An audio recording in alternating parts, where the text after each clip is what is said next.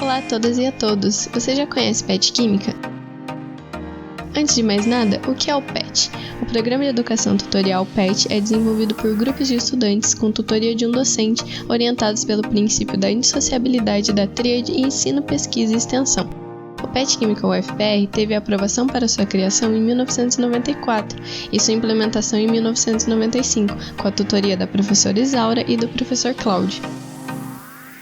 Nosso grupo visa dar aos bolsistas e demais estudantes a possibilidade de ampliar a gama de experiências em sua formação acadêmica, estimulando a fixação de valores que reforcem a cidadania e a melhoria dos cursos de graduação. Atualmente, nosso grupo possui 21 integrantes discentes e um tutor.